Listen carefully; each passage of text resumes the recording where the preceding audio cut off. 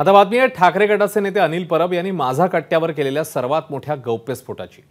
शिवसेनेने 2018ची घटना निवडणूक आयोगाकडे सादर न केल्याचा ठपका विधानसभा अध्यक्षांनी बुधवारी आमदार अपात्रतेसंदर्भात दिलेल्या निकालावेळी ठेवलेला होता। त्याचं खंडन शिवसेना ठाकरे गटाचे नेते अनिल परब यांनी केलं। आपल्या पक्षाने वेळोवेळी म्हणजे 2013, 2018 आणि नंतरही घटनेची प्रत ही आयोगाकडे सोपवली असा दावा अनिल परब यांनी केला।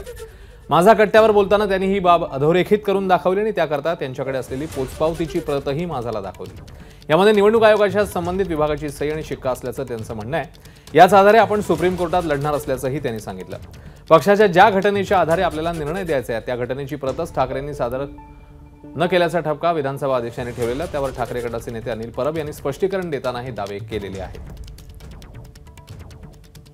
ही केस आणि त्याच्याबद्दलचं जे काही जजमेंट आपण म्हणू जे दिलं गेलं आणि त्याच्यामध्ये सगळे ज्या पद्धतीचे आर्ग्युमेंट्स केली गेली किंवा मान्य केली किंवा मांडली गेली, तर त्याच्यामधून असं लक्षात आलं की ज्याप्रमाणे उद्धव ठाकरेंनी मुख्यमंत्री पदाचा राजीनामा दिला आणि स्वतःच्या पायावर धोंडा मारून घेतला, तसंच 1999ची घटना जी शिवसेनेनं बदलली ती 2018 मध्ये निवडणूक आयोगाकडे तोपर्यंत सादर न करून दुसरा धोंडा आपल्या पायावर मारून घेतला।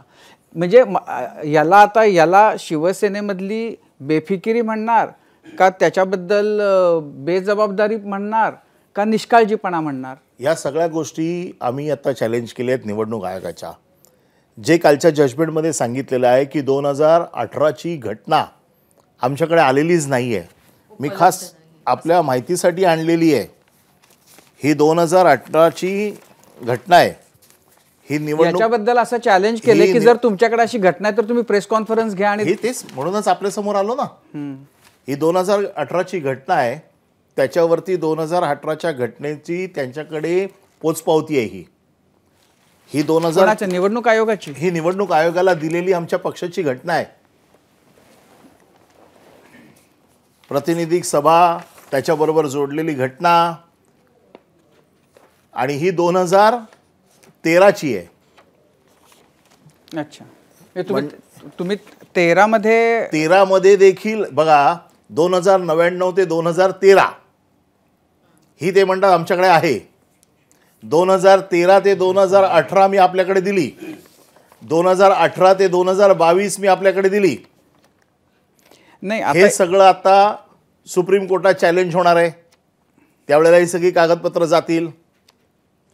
आमचं म्हणणं असं आहे की बेबंदशाही किती आहे, म्हणजे दिलेली घटना रेकॉर्डवरती आहे ती जर मान्य करत नसतील तर किती दबावाखाली ह्या सगळ्या यंत्रणा काम करतायत।